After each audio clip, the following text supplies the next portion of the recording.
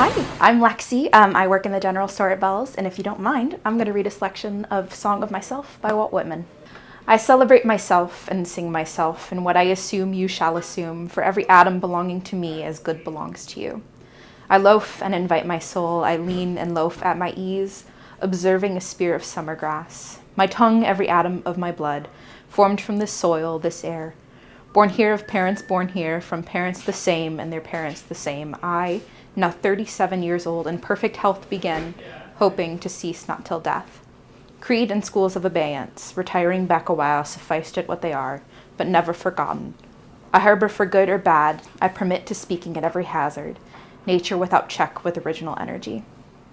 Houses and rooms are full of perfumes, the shelves are crowded with perfumes. I breathe the fragrance myself, and know it and like it.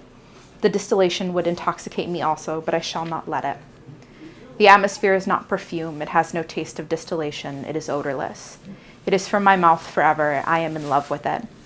I will now go to the back by the woods and become undisguised and naked. I am mad for it to be in contact with me. The smoke of my own breath echoes, ripples, buzz, whispers. Love root, silk thread, crotch and vine, my respiration and inspiration, the beating of my heart, the passing of blood and air through my lungs, the sniff of green leaves and dry leaves, and of the shore and the dark-colored sea rocks, and the hay in the barn. The sounds of the belched words of my voice loosed to the eddies of the wind. A few light kisses, a few embraces, the reaching around of arms. The play of shine and shade on the trees as the supple boughs wag.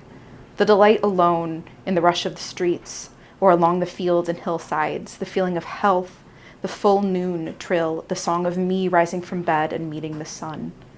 Have you reckoned 1,000 acres much? Have you reckoned the earth much? Have you practiced so long to learn to read? Have you felt so proud to get at the meaning of poems? Stop this day and night with me, and you shall possess the origin of all poems. You shall possess the good of the earth and the sun. There are millions of suns left.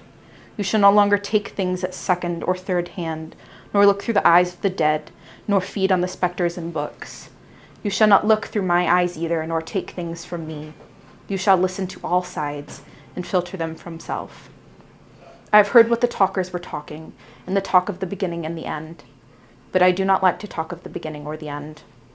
There was never any more inception than there is now, nor any more youth or age than there is now, and will never be any more perfection than there is now, nor any more heaven or hell than there is now.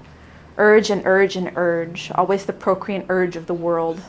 Out of dimness opposites equal advance, always substance and increase, always sex, always a knit of identity, always dysfunction, always a breed to life.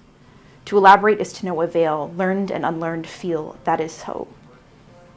Sure as the most certain sure, plumb in the upright swell and treed, braced in the beams, stout as a horse, affectionate, haughty, electrical, I and this mystery here we stand. Clear and sweet is my soul, and clear and sweet is all that is not my soul.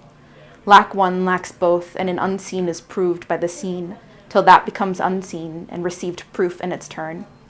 Showing the best and dividing it from the worst age vexes age. Knowing the perfect fitness and equanimity of things, while they discuss, I am silent and go bathe and admire myself. Welcome in every organ and attribute me, and of any man hardy and clean. Not an inch nor a particle of an inch is vile, and none shall be less familiar than the rest. I am satisfied. I see, dance, laugh, and sing, as the hunging and loving bedfellows sleep at my side through the night and withdraws at the peep of day with steady tread, leaving me baskets covered with white towels, swelling the house with their plenty. Shall I postpone my acceptance in realization and scream at my eyes, that they turn from grazing after and down the road, and forthwith cipher and show me to a cent exactly the value of one, and exactly the value of two, and which is ahead.